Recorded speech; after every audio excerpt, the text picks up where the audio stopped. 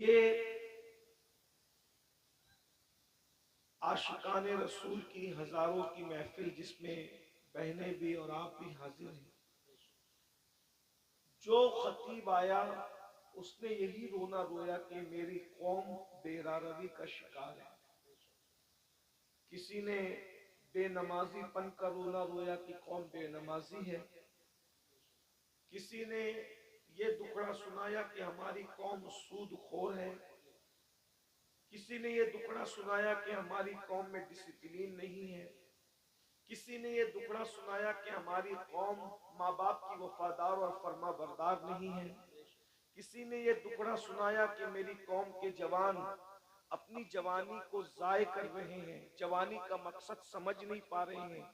کسی نے یہ دکھڑا سنایا کہ ہماری قوم کا حال یہ ہو گیا ہے کہ اگر بہنیں گھر پر آتی ہیں تو بھائی کا چہرہ اتر جاتا ہے، وہ بھائی کو بہن کی اہمیت نہیں پتا ہے. کسی نے یہ کہا کہ علماء کی قدر نہیں کی جا رہی ہے. کسی نے یہ کہا کہ اداروں کی اہمیت نہیں ہے. کسی نے یہ کہا کہ ماہ رمضان شریف کی تعظیم نہیں ہے. غرض کے سب نے اپنے اپنے طور پر جو مشاہدہ کیا وہ دکھڑا آپ کے سامنے پیش کیا، اور ہم بھی وہی دکھڑا لے کر کے آئے ہیں. لیکن ایک سوال پیدا ہوتا ہے، ایک سوال پیدا ہوتا ہے کہ یہ بتائیں کہ یہ سارے گناہوں کی جڑ کیا ہے؟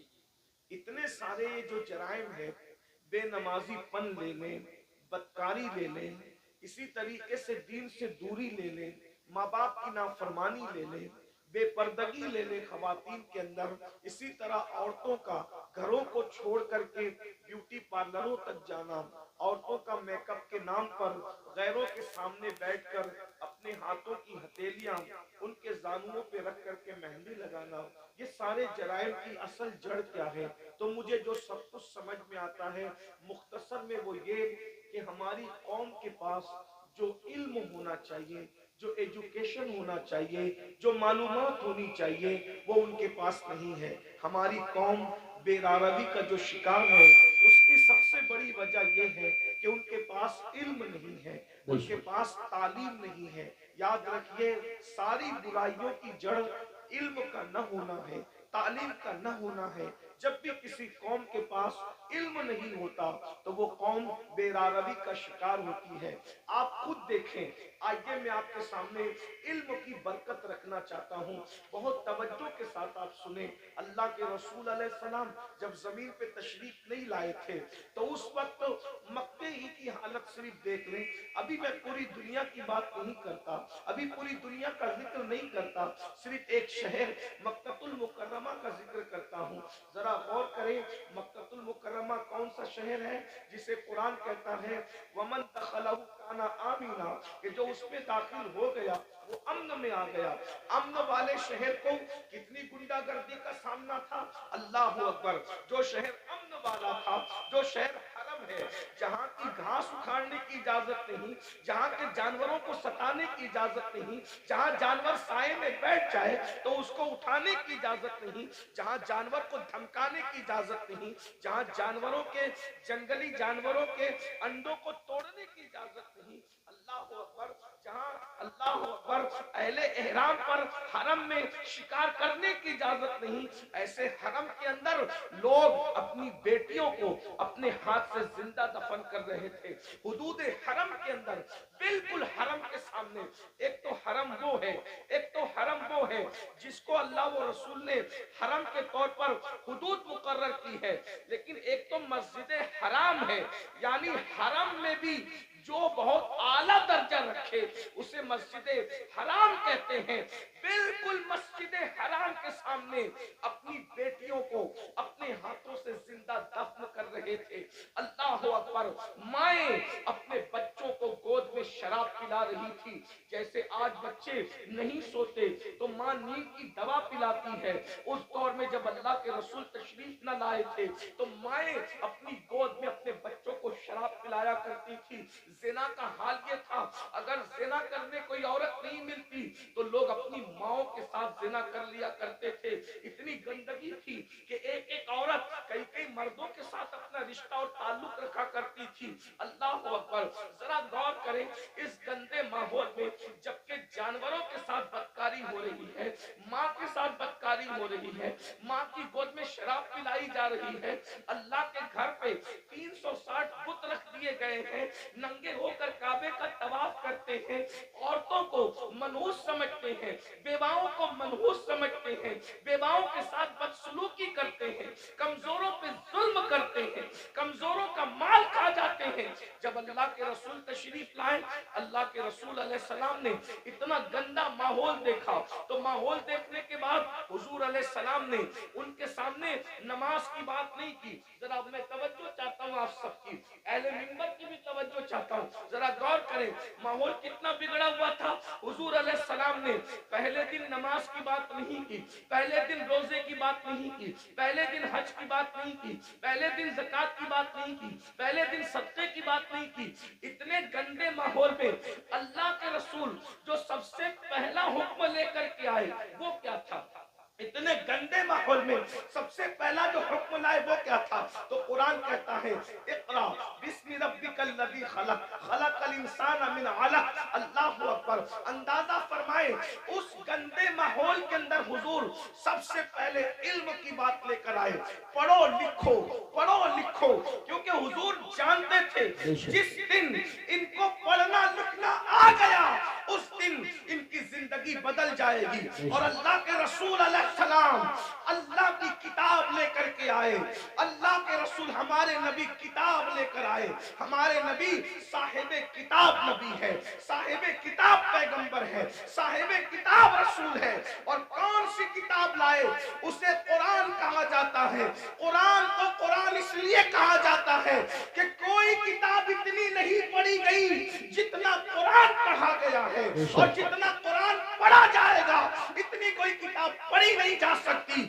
یہ چیلنج ہے, یہ قرآن کا معجزہ ہے کہ دوست تو پڑھیں گے, اس کو دشمن بھی پڑھتے نظر آئیں گے. یہ قرآن ہے. حضور قرآن لے کر کے آئے. اب بتاؤ حضور نے کس قوم کو پڑھایا؟ نماز کا عنوان اپنی جگہ, انکار نہیں. روزے کا عنوان اپنی جگہ, انکار نہیں. حج کا عنوان اپنی جگہ, انکار نہیں. زکات کا عنوان اپنی جگہ, انکار نہیں. حضور نے پہلے پڑھایا, عرب کے جاہلوں کو پڑھایا, عرب کے بوریہ نشینوں کو پڑھایا, عرب کے بکریوں کے لے جانے والے جنگلوں میں بدوؤں کو پڑھایا. اور جب پڑھایا تو انقلاب کیا آیا؟ دیکھو علم کا انقلاب کتنی جلدی آتا ہے. یاد رکھنا ہر انقلاب کو آنے میں ٹائم لگتا ہے. علم کا انقلاب کتنی جلدی آتا ہے. جو اپنی بچیوں کو زندہ دفن کر رہے تھے 23 سال بھی نہیں گزرے, اپنی بیٹیوں کو زندہ دفن کرنے والے دوسروں کی بیٹیوں کو پالنے کی تیاری کر رہے تھے. اس لیے کہ حضور نے ان کو علم کا زیور عطا کیا تھا. اللہ اکبر. ماں کی گود کے شرابی, ماں کی گود کے شرابی جو ماؤں کی گود میں شراب پینے کے عادی بنے تھے, ایک اعلان پر وہ سب کے سب شراب سے توبہ کرتے.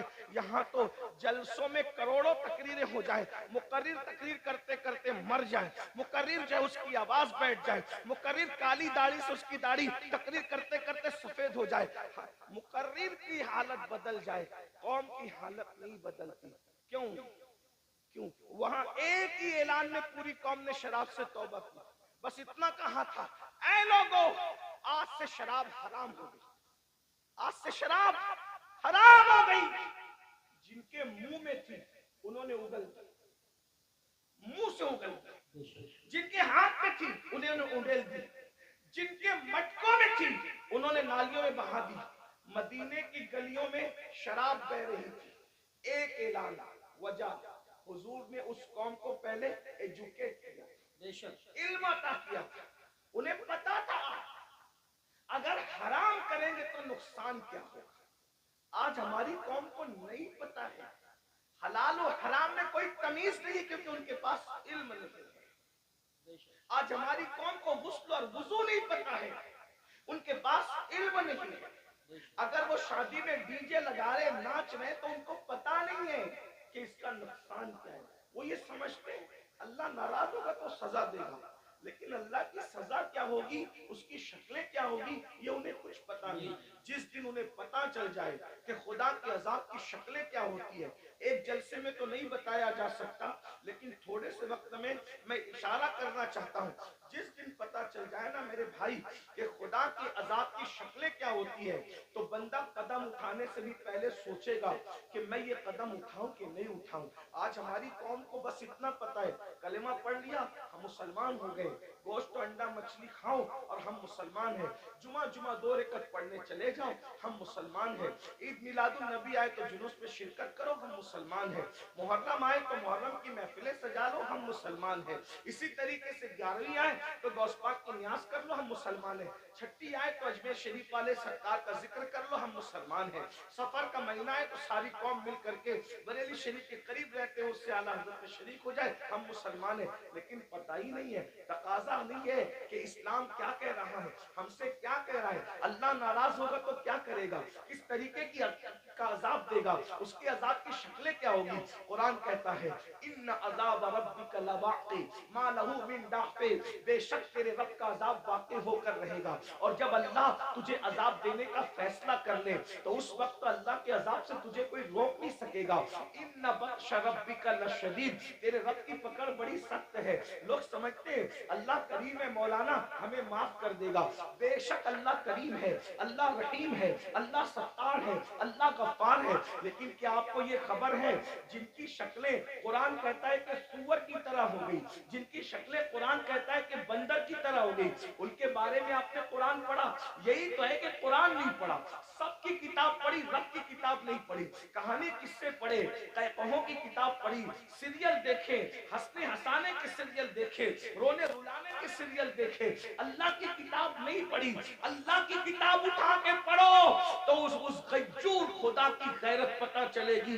تم کیا سمجھتے ہو گناہ کرنے والوں، خدا کے غضب کو چیلنج کرنے والوں، کیا سمجھتے ہو جن کی شکلیں قرآن کہہ رہا ہے کہ ہم نے سور اور بندر کی طرح کر دی تھی؟ وہ کون لوگ تھے؟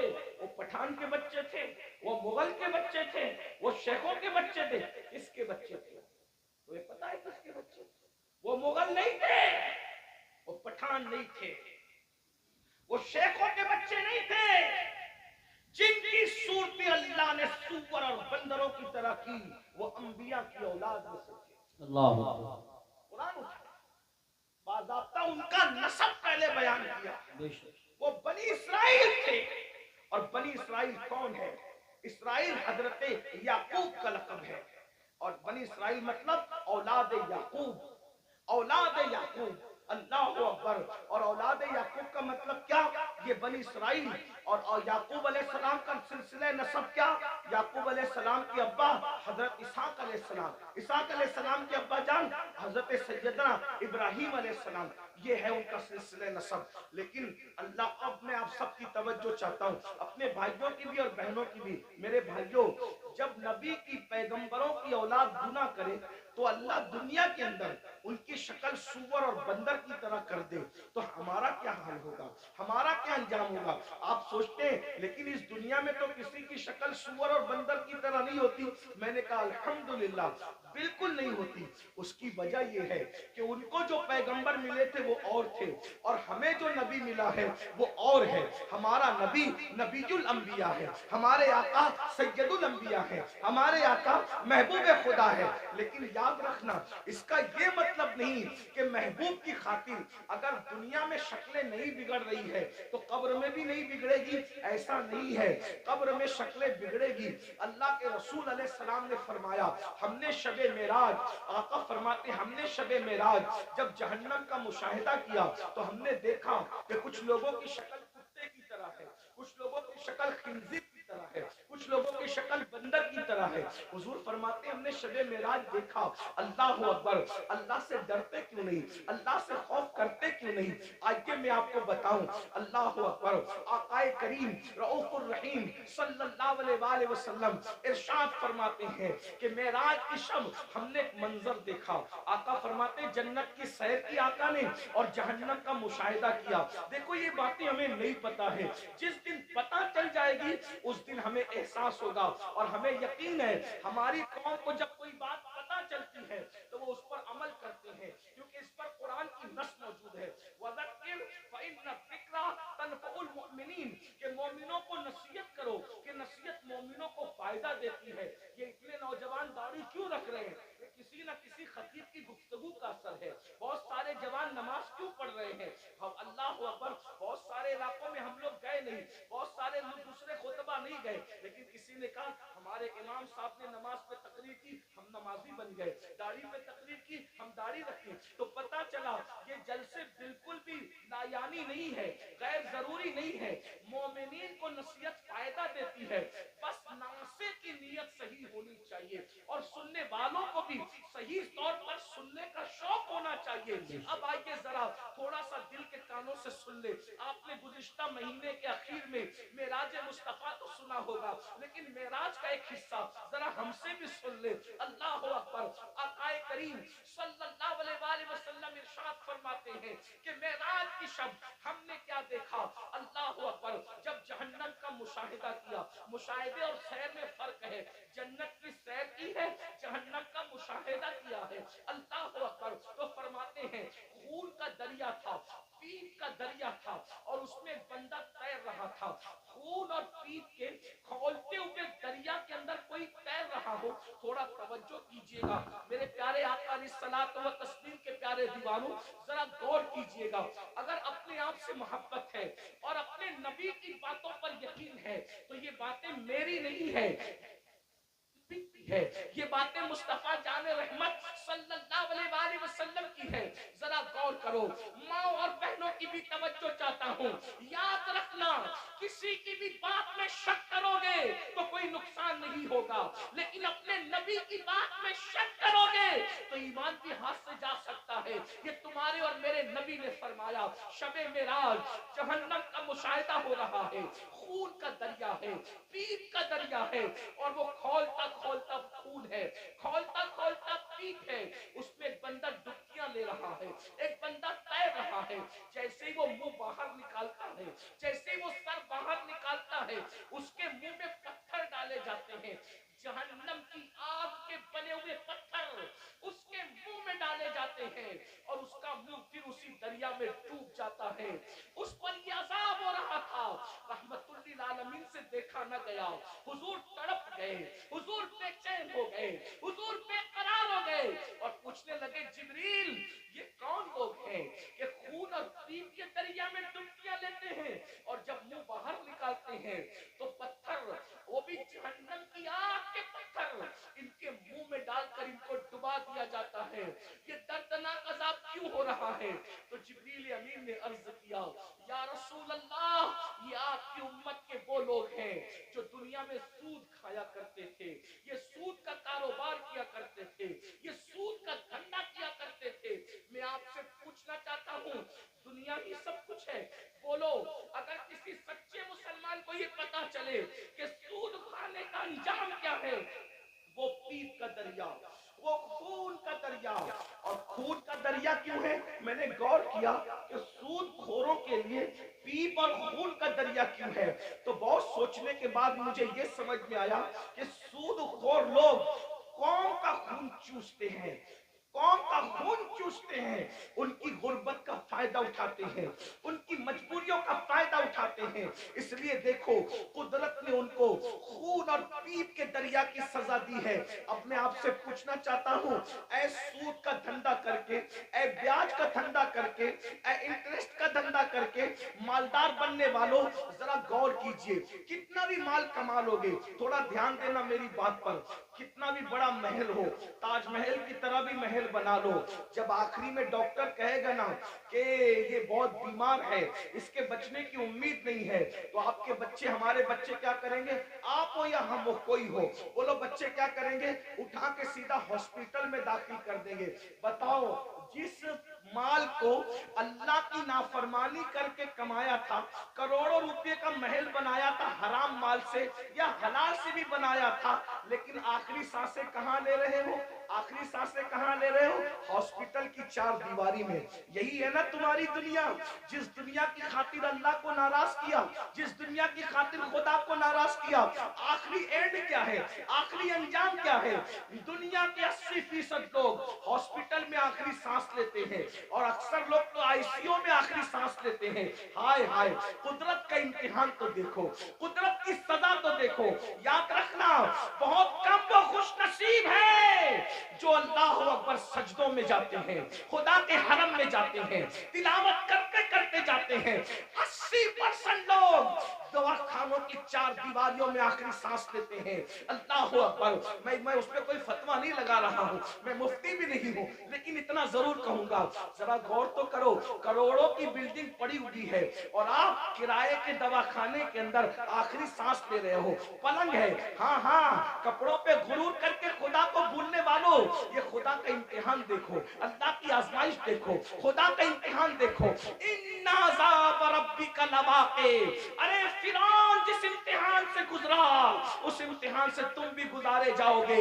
خدا کے غضب کو چیلنج کرنے والوں اپنے کپڑوں پہ اتراتے تھے، پہنانے والے خدا پہ ناز نہیں تھا، کپڑوں پہ گھمنڈ تھا نا، کپڑوں پہ غرور تھا نا۔ کیا ہوتا ہے؟ 50,000 کا میرا ڈریس ہے، 25,000 کے اچھے کپڑے پہنو، اسلام منع نہیں کرتا، لیکن آخری میں کیا ہے؟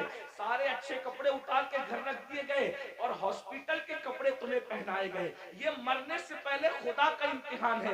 کس دنیا سے منہ لگا رہے ہو؟ کس دنیا سے دل لگا رہے ہو؟ کس دنیا کے چکر میں اللہ کو بھولے ہو؟ کس دنیا کے چکر میں شریعت کو پیٹ کے پیچھے ڈالے ہو؟ کس دنیا کے چکر میں دین کو پیٹ کے پیچھے ڈالے ہو؟ مسلمانوں، اگر تمہیں یہ علم ہو جائے کہ دنیا کی اوقات کیا ہے تو تم کبھی دنیا کو منہ نہ لگاؤ، دنیا سے دل نہ لگاؤ۔ اللہ کے رسول علیہ السلام نے ایک مرتبہ دریا کے اندر اپنی انگلی ڈبوئی اور دریا میں انگلی ڈبو کر کے باہر نکالا، اور باہر نکال کر کے فرمایا یہ میری انگلی میں جتنا پانی آیا وہ دنیا ہے، اور یہ جو سارا پانی ہے وہ آخرت ہے۔ اب بتائیں، قطرے کو لے کر کے سمندر کو چھوڑنے والے نادانوں، دراصل علم نہیں ہے۔ اگر ہمیں علم ہوتا تو پتا چلتا، وَالْآخِرَةُ خَيْرٌ وَأَبْقَىٰ، آخرت بہتر بھی ہے، آخرت باقی رہنے والی بھی ہے، دنیا باقی رہنے والی ہے ہی نہیں۔ اور دنیا تو کہتے اسے ہیں جو ادنا کی بھی تصویر ہے، جو ادنا سے بھی گری ہوئی کو دنیا کہتے ہیں۔ ادنا کا مطلب سمجھتے ہیں نا؟ ادنا کا مطلب چھوٹا، اور دنیا، دنیا اور اس سے بھی گری ہوئی، جس کا نام ہی دنیا ہو، حقیر۔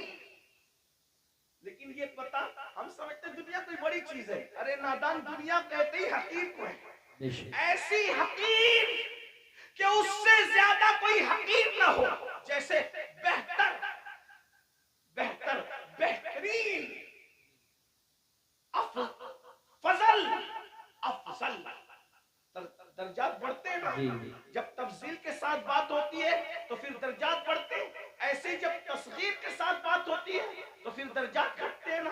تو دنیا تصغیر ہے، کیا یہ اتنی حقیر ہے کہ اس سے بڑھ کر کوئی حقیر نہیں، لیکن ہمارے پاس یہ بھی علم نہیں ہے، دنیا دنیا بھی کہتے ہیں اور اس پر قربان بھی ہوتے ہیں، پتہ ہی نہیں ہے کہ حقیر پہ قربان نہیں ہوا جاتا۔ ارے جب فقیر پہ قربان نہیں ہوتے تو حقیر پہ کیسے قربان ہوتے ہیں؟ اگر قربان ہونا ہے تو اس پر قربان ہو جاؤ جس نے دنیا بھی پیدا کیا، آخرت بھی پیدا کیا۔ یزید دنیا پہ قربان ہوا، ختم کر دیا گیا، حسین دین پہ قربان ہوئے، آج حسین پاک کا ذکر بھی باقی ہے، ان کی نسل بھی باقی ہے۔ نعرہ تکبیر، دنیا کی خاطر، یا رسول اللہ، دنیا کی خاطر، یا رسول اللہ۔ یا علی یا علی زندہ باد دنیا کے خاطر اس ماشاءاللہ نے دین کو پیٹ کے پیچھے ڈالا. اس کی نسل بھی مٹی, اس کی قبر بھی مٹی, اس کا دربار بھی مٹا, اس کا نام بھی مٹا. یہ تو ہم حسینیوں کا احسان ہے کہ بطور مذمت اس کا نام لے لیتے ہیں تو کہیں کہیں وہ یاد آ جاتا ہے. اگر ہم بطور مذمت جیسے شیطان کا نام آتا ہے اعوذ باللہ من الشیطان الرجیم کے طور پہ, اللہ اکبر, اگر اس طریقے سے اس لانتی کا نام نہ لیں تو کبھی لوگ اس کو یاد نہیں کریں. یہ تو حسینیوں کا احسان ہے کہ مذمت کے اعتبار سے کہیں نہ کہیں وہ یاد آتا ہے. یہ ہے دنیا. اب اسی دنیا میں غرق ہو رہے ہیں, اسی دنیا میں ڈوب رہے ہیں. تو آقا ارشاد فرماتے ہیں ہم اور آگے بڑھے. توجہ فرمائے, آپ توجہ تو بہت اچھی کر رہے ہیں ماشاءاللہ, لیکن مزید غور کریں. آقا فرماتے ہیں ہم اور آگے بڑھے تو ہم نے کیا دیکھا, کچھ مرد اور عورتیں ہیں جن کی چمڑیاں آگ کی کینچی سے کاٹی جا رہی ہے. بس میں بات طویل نہیں کروں گا اور ختم بھی کر دوں گا وقت پہ, کیونکہ ہم 1 گھنٹہ لیٹ چل رہے ہیں اور مجھے دوسرے پروگرام کی طرف, رات کے پروگرام کی طرف جانا بھی ہے. لیکن غور سے سن لیں, معراج کا یہ بھی حصہ ہے.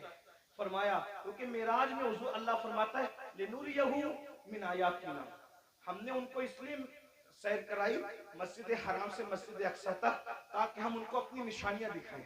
یہ نبی کا دیکھنا ہے, نبی کا دیکھنا ہے. جہنم میں لوگ بعد میں جائیں گے, نبی پہلے دیکھ رہے بے شک ہیں.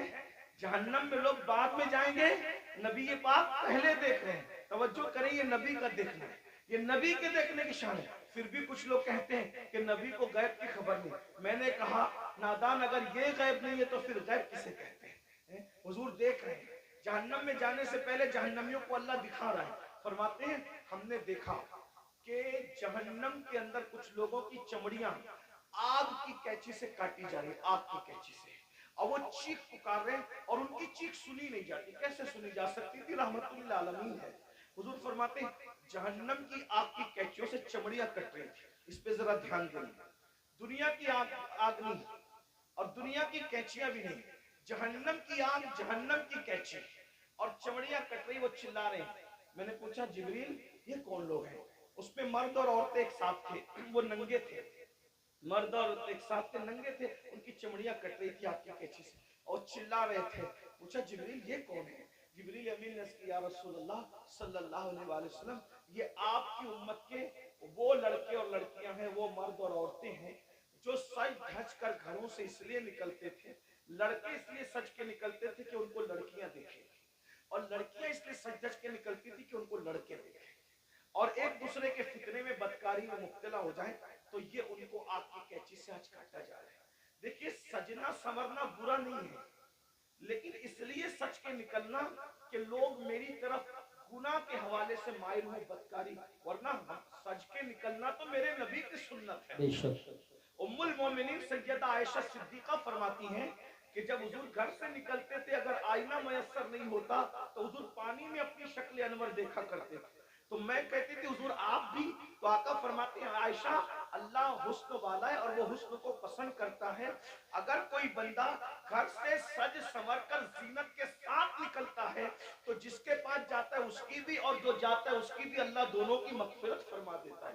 سبحان ہمارے اللہ یہاں تو نماز کے لیے بھی سج سنور کر مسجد جانے کا حکم ہے, لیکن افسوس اس بات پر ہے سجنے پر اسلام اعتراض نہیں کرتا, سنورنے پر اسلام اعتراض نہیں کرتا, زینت کرنے پر اسلام اعتراض نہیں کرتا.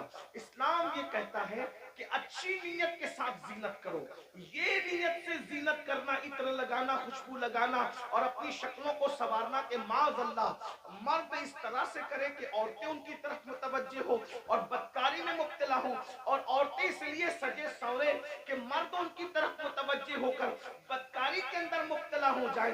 میرے آقا صلی اللہ علیہ وآلہ وسلم کی کنیزوں سے ایک بات کہنا چاہتا ہوں, سنورنا عورتوں کو ضرور ہے لیکن باہر نکلنے کے لیے نہیں بلکہ اپنے شوہر کے لیے. یہاں تک فرمایا گیا جو عورت اپنے شوہر کا دل خوش کرنے کے لیے بنتی اور سمرتی ہے, اللہ تبارک و تعالی ایسی عورت کو نفل نماز پڑھنے سے زیادہ ثواب عطا فرماتا ہے. سبحان اللہ لیکن یہاں بازار میں جانے کے لیے نہیں سمرنا, वलीमे में जाने के लिए नहीं संवरना, बाहर निकलने के लिए नहीं संवरना। औरत को अगर संवरना है तो शौहर के लिए संवरना है। और एक बात भी अपनी बहनों से कह दूं, अल्लाह के रसूल अलैहिस्सलाम ने तो यहां तक फरमाया, जो औरत इत्र और खुशबू लगाकर अपने घर से निकलती है कि वो खुशबू मर्दों को अपनी तरफ माइल करती है, ऐसी औरतें क़यामत के दिन ज़ानिया औरतों की हैसियत से उठाई जाएगी। अल्लाह अकबर। ज़िनाकार औरतों की हैसियत से उठाई जाएगी। औरतों को बाहर निकलते वक्त तो खुशबू भी नहीं लगाना चाहिए और बुर्का भी उनको ऐसा पहनना चाहिए कि इतना ढीला ढाला बुर्का हो कि माँ अल्लाह अकबर के पहनने वाली औरत जो है वो उसका जिस्म छोटा है या बड़ा है, उसका जिस्म दुबला है या मोटा है, इस बारे में किसी को अंदाजा ना हो। इतने ढीले और इतने भद्दे कपड़े पहनने चाहिए बुर्के के हवाले से। लिबास अच्छा पहनो लेकिन बुर्के का कपड़ा भद्दा हो, बुर्के का कपड़ा चमकीला ना हो, बुर्के पे डिजाइन ना हो। इमाम गजाली रहमतुल्लाह अलैह ने आज से 900 साल पहले फतवा दिया था कि डिजाइन वाला बुर्का पहनना जायज नहीं है। 900 साल पहले औरतों को डिजाइन वाला बुर्का पहनने से मना कर दिया गया। और आज तो बुर्के के डिजाइन तो देखो कि माज़अल्लाह जो नहीं देखने वाला वो भी देखने लगे। ये कैफियत है, ये हालात हैं। इसलिए मैं अपनी बहनों से कहूंगा, देखो ये दुनिया है बहनों, ये दुनिया है। एक जुमले के लिए अपनी आखिरत बर्बाद मत करो। यही एक जुमला ना कि सहेलियों में बंद संवर के जाऊंगी तो सहेलियां कहेगी तू कितनी अच्छी लग रही है। बस एक जुमला, इस एक जुमले पे अपनी आखिरत खराब कर रही हो। इस एक जुमले को सुनने के लिए अपनी आखिरत बर्बाद कर रही हो। मेरी बहनों कौन क्या कहेगा? सहेलियां इतना कहेगी, रिश्तेदार की औरतें इतना कहेगी तू कितनी अच्छी लग रही है, और बढ़कर एक लंबी गाली भी दे देगी कि तू तो बिल्कुल हीरोइन की तरह लग रही है। मैं समझता हूँ कि हमको कोई हीरो या हीरोइन कहे, इससे बड़ी कोई गाली मुझे नहीं लगती। क्यों? इसलिए कि हीरो हीरोइन कौन है? ये वो लोग हैं जो स्क्रीन के सामने आके ज़िना करते हैं, ये नाचते हैं। तो कोई हमको नचनिया, भाई अगर कोई कहे कि तू मौलाना लग रहा है तो मौलाना का मतलब क्या? इल्म वाला। मौलाना का मतलब क्या? शरीफ। मौलाना का मतलब क्या? नमाजी। मौलाना का मतलब क्या? मुत्तकी, परहेजगार। अब अगर कोई कहे कि तू तो हीरो लग रहा है, तू हीरोइन लग रही, तो आप मुझे बताएं कि वो लोग क्या क्या करते हैं। मैं किसी से नफरत नहीं करने की बात कर रहा हूँ, मैं कोई नफरत की बीज नहीं बोने आया हूँ, लेकिन एक बात कहता हूँ, स्क्रीन पर आकर के ज़िना करते हैं कि नहीं करते? फाहिशा औरतों से भी ज्यादा गंदे ये लोग हैं कि फाहिशा औरतें तो छुप करके घरों में ज़िना करवाती हैं, लेकिन ये तो स्क्रीन पर आकर के ज़िना करते हैं, कैमरे के सामने आकर ज़िना करते हैं, बदकारियां करते हैं। और तुम खुश होते हो कि मुझे तो ये कहा जा रहा है, फिल्मी अदाकारा से तशबीह दी जा रही, मैं कितनी अच्छी लग रही हूँ। मेरी बहन ये गाली। और सुन लो, एक ऐसा गंदा जुमला सुनने के लिए तुम अपने नबी को नाराज कर रहे हो, तुम अपने खुदा को नाराज कर रहे हो। अल्लाह अकबर। इसलिए मेरी गुजारिश है, ये दुनिया हमेशा नहीं रहने वाली, ये दुनिया ने हमेशा नहीं रहना, दुनिया ने खत्म होना है। बल्कि दुनिया जब खत्म होगी हमारी जिंदगी तो दुनिया खत्म होने से पहले ही खत्म हो जाएगी। और बुजुर्गों ने फरमाया, कयामत जब आएगी जरूर आएगी, लेकिन उसकी कयामत तो उसी दिन आ गई। कब आ गई उसकी कयामत? जिस दिन हमारी रूह का रिश्ता हमारे जिस्म से टूट गया, जिस दिन हमारा इंतकाल हो गया, उसी दिन हमारी कयामत आ गई। अब हम आखिरत की तैयारी नहीं कर सकते। मैं अपनी बहनों से पूछना चाहता हूँ और आपसे भी कहना चाहता हूँ, कभी तसव्वुर किया, अपनी कब्र का तसव्वुर किया? एक दिन हम कब्र में जाएंगे, जरूर जाएंगे, कब्र के अंदर दाखिल होंगे, जरूर दाखिल होंगे। सोचो तो सही, वहां का अंधेरा सोचो। जाना तो है, उसका कोई इनकार कर सकता है? नहीं कर सकता। जाना तो है, कब्र में अंधेरा है, करवट बदलने के लिए भी जगह नहीं है, वहां कीड़े हैं, वहां मकोड़े हैं, वहां सांप है, वहां बिच्छू है, कोई बचाने वाला नहीं, कोई मदद करने वाला नहीं, कोई मददगार नहीं। जरा मेरे भाइयों गौर करो, मेरी बहनों गौर करो, वो वक्त कैसा होगा?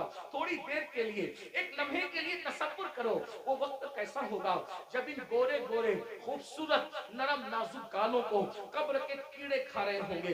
कब्र के कीड़े जब इनको खा रहे होंगे, उस वक्त कैफियत क्या होगी? हाँ, ये आंखें जिस पर गुरूर और तकब्बुर और घमंड करते हो, इन आंखों को कब्र के कीड़े पी चुके होंगे, इसके आंसू पी चुके होंगे, इसके दीदे पी चुके होंगे। और अल्लाह अकबर, ये जिस्म, ये नर्म और नाजुक जिस्म जिस पे बड़ा घमंड है इंसान को, इसकी चमड़ी, इसका गोश्त, हड्डियां, सब कब्र के कीड़े चट कर जाएंगे।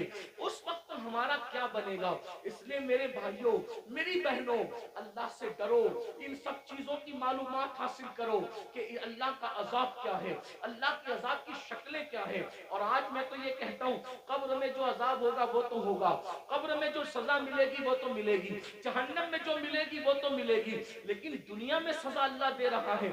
आज दुनिया के 90% लोग जो है बेचैन है, बेकरार है, मुस्तरिब है, वो लोगों को सुकून नहीं है। सब कहते हैं हजरत सुकून नहीं है, कोई कहता है अल्लाह हजरत सब कुछ है सुकून नहीं है, कोई कहता है बेटी को रिश्ता नहीं है, कोई कहता है औलाद नहीं है। जिसको औलाद है फर्मा बरदार नहीं है, फर्मा बरदार है उनको नौकरियां नहीं है, घर में रोजी रोटी का मसला है। हर मुसलमान नहीं बल्कि हर इंसान किसी न किसी मसले में उलझा हुआ है। ये मसले क्या है?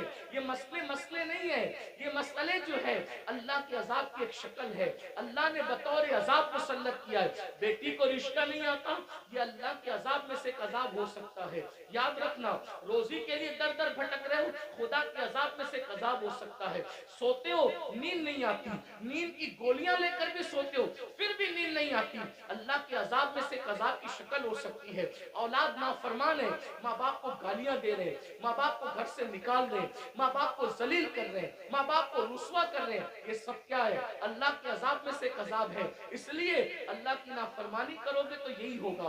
बहरहाल आखिरी बात के तौर पे अर्ज कर रहा हूँ, फिर आका इरशाद फरमाते हैं हम लोग और आगे बढ़े। जब जहन्नम का मुशाहिदा किया तो हमने देखा कि कुछ ऐसे लोग हैं जिनके होंठ होंठ आग की कैंची से काटे जा रहे हैं, आग की कैंची से होंठ काटे जा रहे हैं। मैंने पूछा जिब्रील ये कौन लोग हैं? तो जिब्रील अलैहिस्सलाम ने अर्ज़ की या रसूल अल्लाह, ये आपकी उम्मत के वो उलमा हैं, वो मुकर्रिर लोग हैं जो कौम में फितना फैलाने की बात करते थे, कौम में ऐसी बात करते थे कि कौम में फितना फैले। आज इनके होंठ काटे जा रहे हैं। और एक हदीस में ये भी आया है कि ये वो मुकर्रिर लोग हैं, ये वो उलमा लोग हैं जो लोगों को तो नेक काम का हुक्म देते थे मगर खुद नहीं करते थे। कुरान कहता है लिमा तक़ूलूना मा ला तफ़अलून, वो क्यों कहते हो जिस पर खुद अमल नहीं करते। अब यहाँ ये बात ध्यान से सुन ले, गौर से सुन ले। आखिरी बात के तौर पे, किन मुकर्रिरों के होंठ काटे जा रहे हैं आपकी कैंची से? जो लोग उम्मत में ऐसी बात करते थे लड़ाने की, उम्मत को डिवाइड करने की, उम्मत में फितना पैदा करने की। आज देख लीजिए बहुत सारे मुकर्रिर ऐसे दुनिया में मिलेंगे आपको जो उम्मत में आते हैं बांटने की बात करते हैं, तकसीम करने की बात करते हैं। उम्मत के जो मुत्तफक अलैह मसाइल हैं उससे हट करके नई बातें छेड़ते हैं। मिसाल के तौर पे 1857 से पहले पूरी उम्मत जो है वो हिंदुस्तान के अंदर पूरी कौम जो है इस बात पर मुत्तफिक थी कि अल्लाह ने अपने नबी को गैब का इल्म अता फरमाया, लेकिन नई बात लाई गई और कौम को लड़ाया गया। और ये बात कही गई कि नबी को तो दीवार के पीछे की खबर नहीं है, एक नई बात करके कौम को लड़ाया गया, उम्मत में इंतशार पैदा किया गया। इसी तरह 1857 से पहले इस मुल्क हिंदुस्तान में पूरी कौम का अकीदा था कि नबी जिंदा है, नबी हमारी जानों से ज्यादा करीब है, बल्कि कस्में उठाकर मुसलमान कहता था तू जिंदा है वल्लाह, तू जिंदा है वल्लाह, मेरी चश्मे आलम से छुप जाने वाले।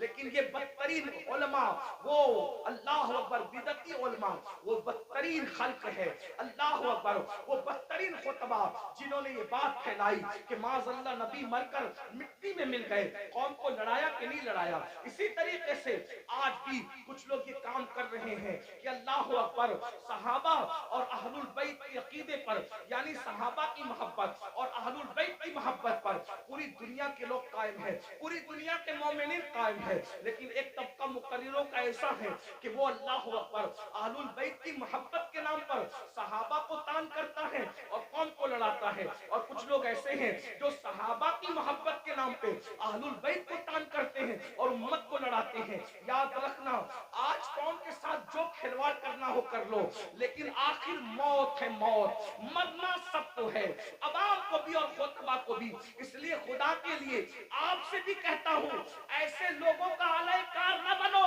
जो صحابہ کے نام پر اہل بیت پہ سوالیہ نشان کھڑا کرتے ہیں، اور ایسے لوگوں کا بھی اعلی کار نہ بنو جو اللہ اکبر اہل البیت کے نام پر صحابہ کو گالیاں دیتے ہیں۔ واللہ صحابہ ہماری ایک آنکھ ہے اور اہل بیت ہماری دوسری آنکھ ہے، ہم دو آنکھ والے ہیں، اور ہمارے ایک ہاتھ میں صحابہ کا دامن ہے اور ایک ہاتھ میں اہل البیت کا دامن ہے۔ اللہ اکبر، صحابہ وہ ہیں جنہوں نے اسلام پھیلایا ہے، اور اہل بیت وہ ہیں جنہوں نے اسلام بچایا ہے۔ ہم پھیلانے والوں کا بھی احسان مانتے ہیں اور بچانے والوں کا بھی احسان مانتے ہیں۔ نعرہ تکبیر، نعرہ رسالت، مسلک اعلی حضرت، نعرہ تکبیر، حضرت علامہ مولانا جہاں ہم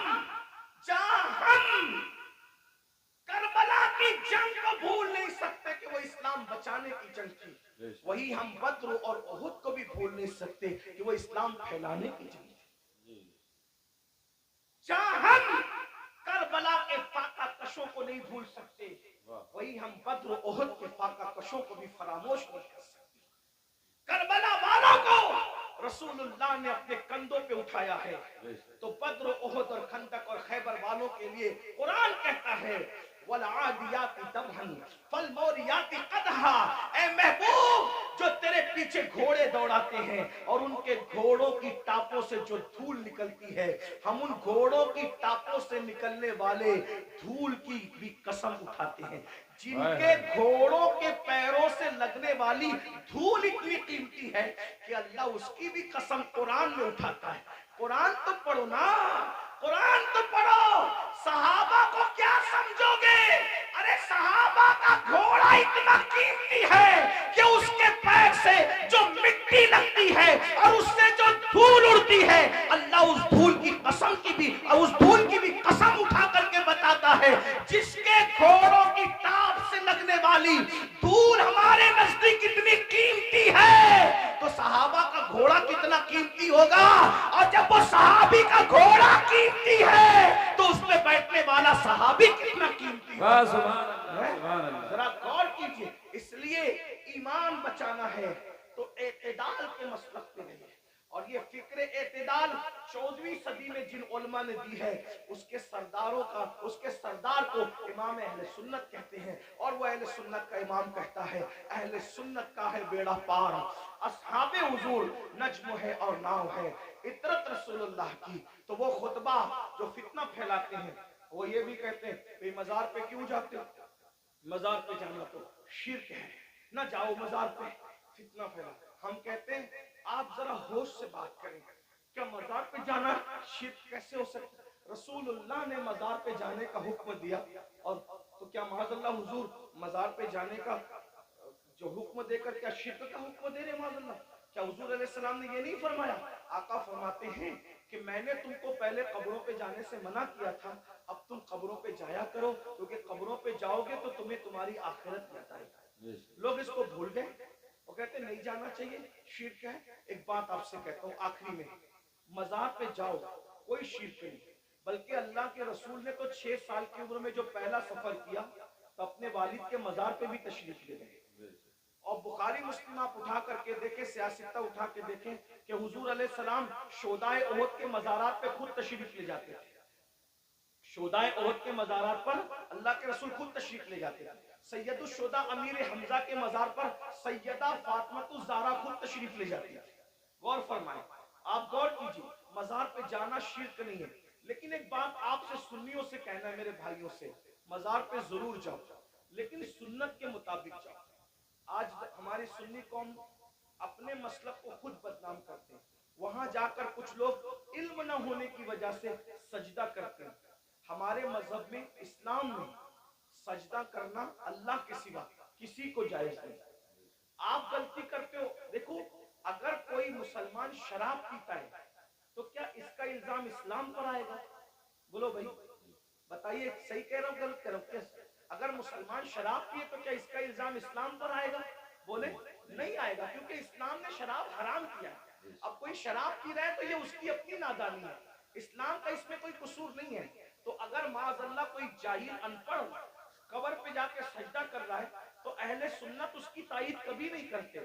ہمارے امام سیدی اعلیٰ حضرت نے تو پوری کتاب لکھی الزبدۃ الزکیہ، سجدے تعظیمی کی حرمت پر آپ نے پوری کتاب لکھی.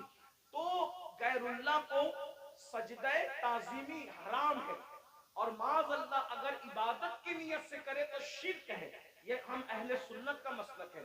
سجدہ کرنے کے بارے میں ہم سنیوں کو لوگ بدنام کرتے ہیں، جھوٹ بولتے ہیں، تجاوز عارفانہ سے کام لیتے ہیں کہ ہم تائید کرتے ہیں. ہمارے کسی سنی ذمہ دار عالم نے کبھی قبر پر سجدہ کرنے کی اجازت نہیں دی، اس کی تائید نہیں کی. بھائی اگر ہم قبروں کو سجدہ کرتے تو پھر ہم مسجدیں کیوں بناتے؟ ہم اتنی محنت کر کے چندے کر کے مسجدیں کیوں بناتے؟ بھائی جو قبروں کو سجدہ کرے گا اس کی مسجد کیسے ہوگی؟ ہماری مسجدیں ہیں. اور آج بھی اتنی گنڈا گردی لوگوں نے کی ہمارے ساتھ، آج بھی پورے ملک ہندوستان میں نہیں بلکہ پوری دنیا میں سب سے زیادہ اگر کسی کی مسجدیں ہیں تو وہ صرف اور صرف ہم اہل سنت و جماعت کی مسجد. بے شک. اتنی مسجدوں پر قبضہ کیا، ناجائز قبضہ کیا، چھینا، پھر بھی سب سے زیادہ مسجدیں ہماری ہیں. الحمدللہ دلی کی جامع مسجد کے بانی سے لے کر مراد آباد کی جامع مسجد کے بانی تک تاریخ اٹھا کر کے دیکھ لو، سب کے سب آپ کو اہل سنت ملے گا، کوئی اہل بدعت آپ کو نہیں ملے گا. الحمدللہ رب العالمین. لیکن یہ بات سنیوں میں تم سے کہتا ہوں، قبروں پہ جا کے سجدہ مت کرو، اپنا اسلام بدنام ہوتا ہے، اپنا مسئلہ. اور ایک بات کہتا ہوں، جس چیز سے اللہ رسول نے روک دیا اس میں کبھی کوئی فائدہ ہی نہیں ہے. جب ہم اپنے نبی کو سجدہ نہیں کر سکتے ہم کسی ولی کو سجدہ کیسے کر سکتے ہیں؟ ہم کسی پیر کو سجدہ. آپ کو میری بات بری لگے گی تو معاف کرنا، لیکن یہ میں آپ کی آخرت کے لیے کہہ رہا ہوں. آپ سوچیں گے نہیں ہمیں تو فلاں نے بتایا. ایک بات میں آپ سے کہہ دوں، آپ کس کے مرید ہیں؟ آپ کہیں گے میں قادری سلسلے میں مرید ہوں، کوئی آپ کہیں گے میں چشتی سلسلے میں مرید ہوں، کوئی کہے گا میں نقشبندی سلسلے میں مرید ہوں، کوئی کہے گا میں سہروردی سلسلے میں مرید ہوں، کوئی کہے گا میں مداری سلسلے میں مرید ہوں، کوئی کہے گا میں وارسی سلسلے میں مرید ہوں، کوئی کچھ. سب سلسلے جو حق ہے، جتنے بھی سلسلے حق ہیں، سب سلسلے ہمارے سر اور آنکھوں پر ہیں. لیکن یہ علماء کی موجودگی میں ایک بات میں آپ سے کہوں ذمہ داری کے ساتھ، یاد رکھیے کسی بھی سلسلے سے مرید ہونا اس وقت تک کام نہیں آئے گا جب تک کہ تم پہلے شریعت کے مرید نہ بنو. بے شک. پہلے شریعت کے مرید بنو پھر قادری ہونا کام آئے گا. جی جی. پہلے شریعت کے مرید بنو پھر چشتی ہونا کام آئے گا. پہلے شریعت کے مرید بنو پھر نقشبندی ہونا کام آئے گا. پہلے شریعت کے مرید بنو پھر سہروردی ہونا کام آئے گا. اگر شریعت کے مرید نہیں بنے تو نہ غوث پاک بنا دیں گے، نہ غریب نواز بنا دیں گے، نہ شاعر نقشبند بنا دیں گے، نہ شاعر سہرورد بنا دیں گے. لٹکتے رہ جاؤ گے، برباد ہو جاؤ گے. کیونکہ یہ سارے بزرگوں نے شریعت کے لیے ہی اتنی بڑی بڑی قربانیاں دی. اگر غوث پاک گیلان چھوڑ کر بغداد آئے تو صرف تحفظ شریعت کے لیے آئے. یہ غریب نواز اپنا وطن چھوڑ کر، بلکہ مدینہ منورہ کے مدرس تھے غریب نواز، 3 سال مسجد نبوی میں حدیث کا درس دیا. اگر یہ سب کچھ چھوڑ کر کے ہندوستان آئے شریعت کے تحفظ کے لیے، اسلام کی خاطر آئے، ورنہ اور کیا لالچ تھی ان کو؟ کیا کوئی تخت پہ بیٹھنا تھا، کوئی تاج حاصل کرنا تھا، کسی کی کٹیا پہ حملہ کرنا تھا، کسی کی زمین پہ قبضہ؟ کچھ بھی نہیں. ایک ہی مقصد تھا، بھٹکے ہوئے آہو کو پھر سوئے حرم لے جائے. دین کے لیے آئے تھے. اس لیے اللہ کو اپنی مرضی سے راضی مت کرو، اللہ کو اللہ کے بنائے ہوئے قانون سے راضی کرو. اللہ کو اللہ کی مرضی سے راضی کرو. تو یہ قبروں پہ سجدہ کرنا حرام ہے اگر سجدہ تعظیمی ہے تو، اور اگر سجدہ عبادت ہے تب تو مشرک ہو گئے، ایمان ہی نہ رہا. اسی طریقے سے قبروں پہ جاؤ تو بزرگوں کے طریق پر جاؤ، ہاتھ باندھ کر باوضو جاؤ، اور کم سے کم 2 ہاتھ دور کھڑے رہو، اور بزرگوں کی ولیوں کی قبروں کی ایسی تعظیم کرو جیسا ان کی ظاہری حیات میں مل جاتے، جیسے تعظیم کرتے ویسے تعظیم کرو. بتاؤ کیا اگر غوث پاک غریب نواز اور بزرگان دین ہمیں مل جاتے تو ہم ان کے اوپر ایسے لٹکتے، ایسے لٹکتے، ان کے اوپر ایسے گرتے پڑتے جیسے قبروں پہ گرتے پڑتے؟ عقیدت اپنی جگہ. بلکہ آپ کو کہتا ہوں رسول اللہ کی مزار انور کو دیکھا تو سیدی اعلیٰ حضرت پکار اٹھتے، پیش نظر وہ نو بہار، پیش نظر وہ نو بہار، مگر سجدے کو دل ہے بے.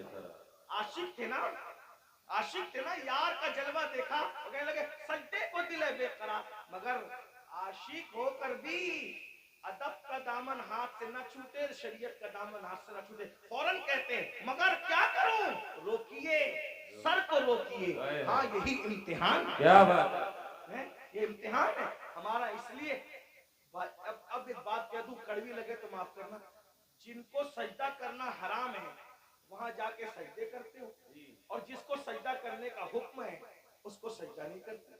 देख ले हमारी कौम का हाल देख, जो 700 मर्तबा पूरे कुरान में कहे कि मुझे सजदा करो, उसको सजदा नहीं कर रहे, और जिसको सजदा करना हराम है वहां जाके नादानी देखो, इल्म नहीं है ना, ये जिहालत, अनपढ़, ये इल्म न होना सारी गंदगी की जड़ है। इसलिए इल्म हासिल करो, अपने बच्चों को भी इल्म के करीब लाओ, इतना इल्म अपने बच्चों को दे दो। मैं नौजवानों से कहता हूँ, जितना इल्म हासिल करना इल्म दीन हर मुसलमान पे फर्ज है, इतना इल्म सीखिए, इतना इल्म सीखिए, आप पे फर्ज है जितना नमाज का, रोजे का, हज का, ज़कात का, निकाह का, तलाक का, ये सब इल्म सीखिए।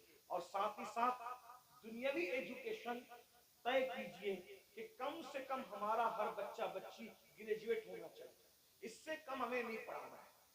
चाहे उसके लिए हमें नौकरी करना पड़े, 8 घंटे की बजाय 12 घंटे मेहनत करना पड़े, इल्म की तरफ पेशरफ्त करो। और ये सिर्फ जलसों की हद तक नहीं, अहद करके उठो कि मुझे, हमारे माहरेरा के मशाइख ने ऐलान किया, आधी रोटी खाएंगे, बच्चों को पढ़ाएंगे। अगर आधी रोटी खाना पड़े तो खाओ, अपने बच्चों को पढ़ाओ। अगर ईद के कपड़े नहीं बनते तो न बने, लेकिन बच्चों की फीस हमें जरूर भरना है। अच्छे से अच्छे स्कूल में उनका दाखिला कराना है, अच्छे से अच्छे स्कूल में उनको जब एडमिशन उनका करवाना है, और उनको आला तालीम दिलाना है। अगर हिंदुस्तान का मुसलमान सिर्फ एक दहाई 10 साल एजुकेशन पे मेहनत कर ले, एक 10 साल, मुल्क के हालात बदले। एक शख्स कह रहा था कि हम अपनी कौम के हाथ में तलवार देंगे। मैंने कहा तुम जो चाहे करो, हम तुम्हें कुछ नहीं कहते, लेकिन हम अपनी कौम के हाथ में तलवार नहीं देंगे। हम मुसलमान अपनी कौम के हाथ में तलवार नहीं देंगे, हम अपनी कौम के हाथ में कलम देंगे, कलम। जिसको तलवार देना है वो दे, तुम जानो, तुम्हारा काम जानो। लेकिन मुसलमानों से हम हर जलसे में अपील करते हैं कि हम अपने बच्चों के हाथ में तलवार क्या, हम तो गुलेल भी देना नहीं चाहते आज की तारीख में, हम कलम देना चाहते हैं। याद रखना, तलवारें उठती है तो गर्दनें कटती है, और जब कलम उठता है तो गुर्बत कटती है। जब कलम उठता है कमजोरियां कटती है, कलम उठता है दुश्मन शेर होते हैं, कलम उठता है इनकलाब आता है। मेरे नबी कलम और किताब लेकर के आए थे, इसलिए कोई बच्चा अनपढ़ न रहने पाए। जो कुछ हुआ, और जो बच्चे 10वीं 12वीं पढ़ के ड्रॉप आउट हो गए, हट गए, उनसे मैं कहता हूँ आज घर बैठ करके बहुत सारे कोर्सेज किए जा सकते हैं। इसलिए मोबाइल में गेम खेलकर वक्त जाय करने की बजाय, इधर उधर बैठकर इसके ओटे पर उसके नुक्कड़ पे बैठकर वक्त जाय करने की बजाय, बच्चियों से भी कहता हूँ, अगर 10वीं 12वीं पढ़ करके छोड़ दिया है तो बहुत सारे ऐसे आज कोर्सेस हैं कि घर पे बैठे बैठे आप तालीम हासिल कर सकते हो। लॉकडाउन के अंदर मैं भी जो है वो 11वीं पढ़ के मैंने छोड़ दिया। मेरे 11वीं पढ़ के छोड़ने का वाकया भी एक अजीब सा है। असल में सुन्नी दावत इस्लामी के माहौल में था। मैं 11वीं में जब जूनियर कॉलेज में मेरा एडमिशन हुआ, माँ बाप की तमन्ना थी कि इसको टीचर बनाएंगे, तो खास तौर पे अम्मी की तमन्ना थी इसको टीचर बनाएंगे। मैं जैसे कॉलेज जूनियर कॉलेज में मैंने कदम रखा तो देखा कि लड़के और लड़कियां साथ पढ़ते हैं और बेपर्दा है, और 11वीं पहुंचने के बाद सब बालिग हो गए। तो इतना शऊर नहीं था मुझे, लेकिन इतना तो था कि लड़कियों के साथ नहीं बैठा जा सकता बेपर्दा। तो मैंने टीचर से कहा, क्लास टीचर से, अब्दुल अजीज सर हमारे थे, मैंने कहा कि लड़कियों के साथ तो बैठना नाजायज है। वो हंसने लगे, बोले हैरत है, इस दौर में ऐसी बात कोई करता है, तो पागल तो नहीं हुआ। मैंने 1 महीने तक के ये बात करता रहा। आखिर हमारे प्रिंसिपल ने कहा ऐसी बात नहीं। मैंने कहा या तो डिवाइड कर दें या तो फिर हम चले, और मैंने जो है वो फिर उसके बाद छोड़ दिया। मेरे सर मेरे घर तक आए, इत्तेफाक से वो मेरे अब्बा के भी क्लास टीचर रह चुके थे, मेरे भी एक ही स्कूल में, हमारे अब्बा नहीं पढ़ा मैंने भी पढ़ा। तो वहां पर वो आए, कहा कि अब्बा, वो कहा कि तेरे बेटे को समझा कि ये पागल तो नहीं हुआ है। मैंने कहा कुछ भी हो, मैंने नहीं पढ़ना, शरीयत ने मना किया। हालांकि आप ऐसा नहीं करना, उलमा से आप पूछना, उलमा आपको बताएंगे हालात के तहत मामलात होते हैं, लेकिन उस वक्त माहौल ऐसा था हमारा सुन्नी दावत इस्लामी का माहौल, तकवे का, परहेजगारी का। अब तो हम मुत्तकी नहीं है, वो परहेजगारियां ही नहीं है, लेकिन बहरहाल तो वो माहौल था, तो हम नहीं गए थे। लेकिन मेरे अजीज साथी, मेरे बड़े भाई की तरह, वो भी एक स्कूल के प्रिंसिपल है, हमारी सुन्नी दावत इस्लामी के रुकने शूरा हैं कारी रिजवान खान साहब। उसने कहा कि पढ़ ले भाई, वरना ऐसे ही रह जाएगा। मैंने कहा अगर मैं अच्छी नियत से अल्लाह की शरीयत के लिए छोड़ रहा हूँ तो अल्लाह इसका सिला मुझे देगा। और अल्लाह ने मुझे सिला ये दिया कि आज मैं एक English medium school and junior college का चेयरमैन हूँ, अल्हम्दुलिल्लाह। और तकरीबन 50 टीचर्स जो है वो इस वक्त कमोबेश अल्हम्दुलिल्लाह जो वो हमारे अंडर में काम करते हैं। ये करम है। मुझे ये यकीन है शरीयत का दामन जिसने पकड़ा है तो अल्लाह ने उसको कभी जलील नहीं होने, रुस्वा नहीं। लेकिन बहरहाल फिर मुझे एहसास था कि मैं पढ़ नहीं सका, फिर मेरी पूरी तवज्जो दीनी तालीम की तरफ हो गई। वैसे मैं 7th और 8th से मैं जो है वो आलिम कोर्स की तरफ चला गया था, लेकिन मैंने सोचा कि पूरी तवज्जो 11वीं के बाद इसी पे मरकूज कर दी जाए, उसी तरफ मैंने तवज्जो रखी। लेकिन फिर मुझे एहसास था कि मैंने दुनियावी तालीम को भी आगे बढ़ाना, तो लॉकडाउन का फायदा उठाते हुए फिर मैंने एमए के अंदर एडमिशन लिया अभी, हाँ अल्हम्दुलिल्लाह। हाँ, और उसके पहले एग्जाम में शिरकत का प्रोग्राम था और उसकी तारीख और हज की तारीख सेम हो गई तो नहीं दे सका, लेकिन बहरहाल मैंने उस तरफ पेशरफ्त किया इंशाल्लाह। तो आपसे भी मैं कहता हूँ, मैं ये आपको ही कह के जा रहा हूँ नहीं, मैं आपसे, मैंने खुद भी इस पर अमल किया है अल्हम्दुलिल्लाह, और मैं इंशाअल्लाह ताला उसकी कोशिश करूंगा कि 1 साल में उसकी तकमील करूं जो रह गया है। बहरहाल इतनी लॉकडाउन में तो फ्री थे, तो जो होना था वो, जो करना था वो कर लिया, लेकिन अब दौरों की मसरूफियत नहीं, लेकिन अल्लाह ने आपको वक्त दिया, फुर्सत का वक्त दिया है। आप जो पार्ट टाइम कोर्सेस है वो करें, बल्कि जो नौजवान दुनिया नहीं पढ़े हैं वो घर बैठे कोर्सेज का फायदा उठा के दुनिया पढ़ लें, और जो जवान दुनिया पढ़ चुके हैं, डॉक्टर है, इंजीनियर है, टीचर है, उनको चाहिए कि आलिम कोर्सेज भी अब जो है यानी कि ऑनलाइन पढ़ाए जा रहे हैं। तो आप 2 घंटा निकाल करके उलमा से, हमारे मुफ्ती आरिफ साहब, जामई और भी सब, मैं सबके नाम नहीं जानता, इनसे राब्ता कायम करके मालूम करें कि अच्छा तालीमी निज़ाम ऑनलाइन कहाँ है, तो आप भी करें। अल्हम्दुलिल्लाह हमारे बहुत सारे सुन्नी दावत इस्लामी के ऐसे मुबल्लिगीन जो डॉक्टर हैं, टीचर हैं, और उन्होंने फार्मेसी किया है, ऑनलाइन उन्होंने कोर्सेज किए, और वो बहुत सारे लोग ऑनलाइन कोर्सेज करके आलिम बन गए। तो मेरी गुजारिश है, काम करने से होता है, इल्म पढ़ने से आता है, थोड़ी मेहनत कीजिए। जितना टाइम मोबाइल में लगाते हो, जितना टाइम नुक्कड़ों पे लगाते हो, जितना टाइम होटलों पे लगाते हो, जितना टाइम इधर उधर बैठ के लगाते हो, उसको तालीम में खर्च कीजिए। दुनियावी तालीम भी और दीनी तालीम भी, दोनों तालीम हासिल कीजिए।